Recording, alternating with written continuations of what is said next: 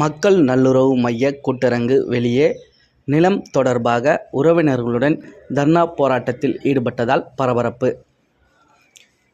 காஞ்சிபுரம் மாவட்டம் திருமங்கலம் பகுதியைச் சேர்ந்தவர் ஏழுமலை. அவரின் மகன் கந்தவேலன் என்பவருக்கு சுங்கார்சத்திரம் கடைவீதியில் பல கோடி ரூபாய் மதிப்புள்ள 1 ஏக்கர் 13 சென்ட் நிலம் உள்ளது.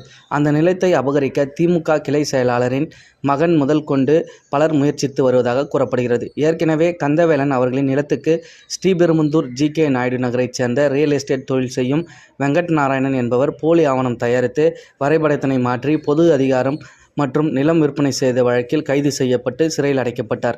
இந்நிலையில் சந்தவேலூர் ஊராட்சியில் திமுக கட்சியின் கிளை செயலாளராக மறைந்த ராஜேந்திரன் அவர்களின் மகன் சுரேஷ் என்பவர் போலி ஆவணங்களை தயார் செய்து கந்தவேலன் அவர்களின் நிலத்தினை அபகரிக்க முயற்சி செய்வதால் கந்தவேலன் அவர்கள் தன்னுடைய இடத்துக்கு பட்டா கேட்டு மாவட்ட நிர்வாகம், வருவாய்த்துறை, தாலுகா அலுவலகம் போன்றவற்றில் தொடர்ந்து மனு அளித்து வருகிறார்.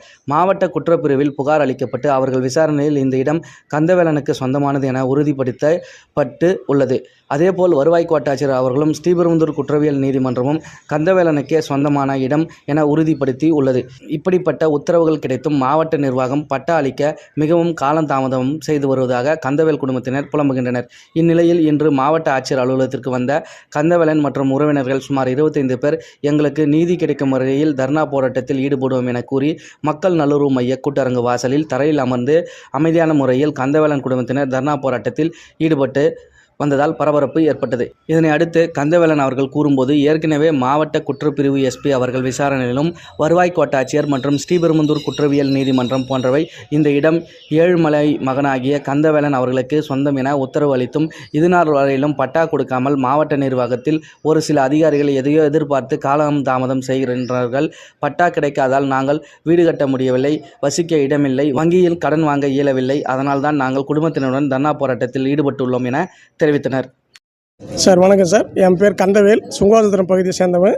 எனக்கு உரிமை உள்ள சொத்து ஸ்ரீபெரும்புதூர் தாலுக்கா திருமங்கலம் கிராமத்தில் புலைய 158 எங்கள் அப்பா 1951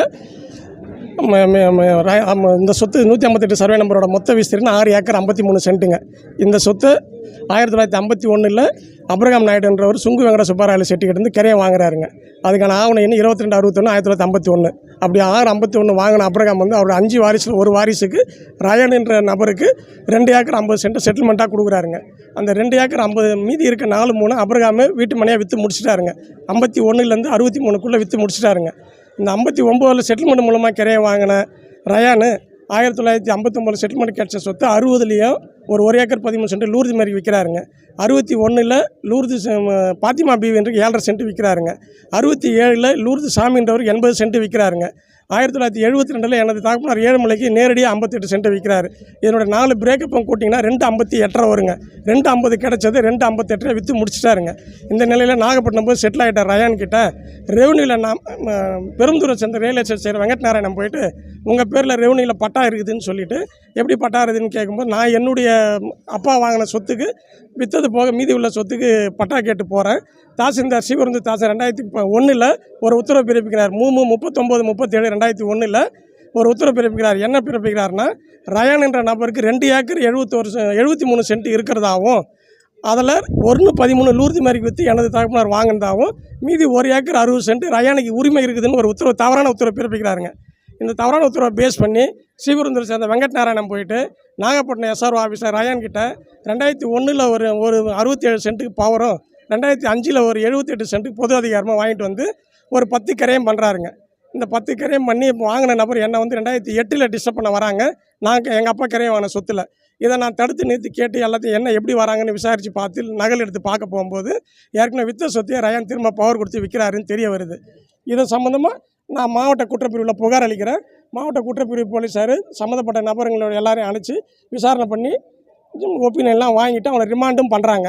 ரிமாண்ட் பண்ணி எல்லா வேலையும் முடிக்கிறாங்க. சரி, இதோட நிறுத்துவானுங்கன்னு பார்த்தோன்னாக்கா மாவட்ட வருவாய் கோட்டாட்சியர்கிட்ட போய்ட்டு விளக்கம் கேட்கும்போது, எந்த முகாந்திரமும் இல்லாமல் வழங்கப்பட்ட உத்தரவு இது, வட்டாட்சியர் பிறப்பிக்க உத்தரவு தவறான உத்தரவுன்னு வருவாய் கோட்டாட்சியர் 2069 படி ஒரு உத்தரவு பிறப்பிக்கிறாருங்க.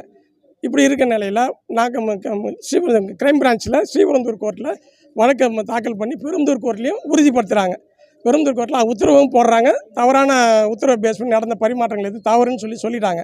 இந்த கண்டிஷனில் நான் எனக்குரிய பட்டா திரும்ப நான் வருவாய் வட்டாட்சியர்கிட்ட மனு பலமுறை கொடுக்குறேன். என் பேரில் எனக்கு அப்பா வித்தது போக மீதி உள்ள சொத்துக்கு பட்டா கொடுக்காம முழுக்க சம்மந்தமே இல்லாத தப்பாக கரையும் அந்த பவர் ஏஜென்ட் மூலமாக வாங்கின ஒரு நபர் திமுக கிளை செயலாளர் முன்னாள் கிளை செயலாளர் ராஜேந்திரன் பேரை எடுத்துன்னு போயிட்டு ஒரிஜினல் ஓனர் ரயான் பேரில் ஜாயிண்ட்டாக பட்டாவில் வைக்கிறாங்க. இது முற்றிலும் தவறுன்னு சொல்லி வட்டாட்சியர் போட்ட உத்தரவு தப்பு, வருவாய் கோட்டாட்சியர் தப்புன்னு சொல்கிறாரு. ஸ்ரீபெரும்புதூர் நீதிமன்றமும் உத்தரவு போடுது. இதை எல்லாத்தையும் கடந்து அவர் பேரில் பட்டாவை வச்சுட்டு எனக்கு உரிய பட்டாவை கொடுக்காம என்ன நாள் கடத்தி இழுக்க அடிக்கிறாங்க. கேட்டால் சரியான பதில் இல்லை. இது சம்மந்தமாக நான் 2016 வருவாய்த்துறைக்கு வட்டாட்சியர், கோட்டாட்சியர், மாவட்ட ஆட்சியர், முதலமைச்சர் தனிப்பிரிவு எல்லாத்துக்கும் மனு கொடுக்குறேன். எந்த மனுக்கும் எனக்கு ரெஸ்பான்ஸ் இல்லை. குறிப்பிட்டு ஒரு டேபிள் எல்லாம் ஃபார்வர்ட் ஆகி தாலுகா ஆஃபீஸுக்கு வருது. குறிப்பிட்ட ஒரு டேபிள் அந்த மனு எல்லாத்தையும் ஹோல்டு பண்ணுறாங்க. அவருக்கு வேண்டப்பட்ட நபர் மூலமாக அதை எந்த வேலையும் செய்ய விடாமல் பண்ணுறாங்க. இதை எனக்கு இதுக்கான தகுந்த நிவாரணம் எனக்கு கிடைக்கணும். எங்கள் அப்பா கிரையை வாங்கின சொத்து எந்த வழக்கம் இல்லாத ஒரு சொத்துக்கு எங்கள் அப்பா விற்றது போக மீதி உள்ள சொத்துக்கு பட்டா எனக்கு வேணும். இதனால் நான் மன உளைச்சல் இருக்கேன். எங்களுக்கு உரிய சொத்துக்கு நாங்கள் எந்த வேலையும் செய்ய முடியல. பட்டா இருந்தால் நாங்கள் வீடு கட்டி ஏதாவது ஒன்று பண்ணுவோம். எங்களுக்கு முறையாக இருக்குது. எங்கள் அப்பா விற்றது போக மீதி உள்ள சொத்துக்கு பட்டா கேட்குறேன். என்னை அலக்கடிக்கிறாங்க. இது தவிர்த்து ரயான்கிட்டே எங்கள் அப்பா நேரடியாக வாங்கின ஒரு 58 சென்ட் கிரையம் கொடுத்த நபர் 76 ரத்தும் பண்ணுறாருங்க. இந்த ரத்து பண்ணது செல்லாது. நம்ம வழக்கு தொடர்ந்து 86 வழக்கு தொடர்ந்து இன்னை வரைக்கும் வழக்கு நிலுவையில் இருக்குது. நான் அதுக்கு எதுக்குமே நான் வருவாய்த்துறையிட்ட எந்த கிளைமும் நான் கேட்கல. முறையாக வாங்கின 1/13 சென்ட்டுக்கு மட்டும்தான் கேட்குறேன். இதுக்கு திமுக கட்சி முன்னாள் கிளை குடும்பத்தார் என்னை ரொம்ப த்ரெட்டன் பண்ணுறாங்க. மிகுந்த மன உளைச்சல் இருக்கிறேன். என்னால் இதுக்கு போராட எனக்கு வேறு வழியே தெரியல. எனக்கு மாவட்ட நிர்வாகம் உரிய நிவாரணம் அளிக்கணுங்க. நன்றி.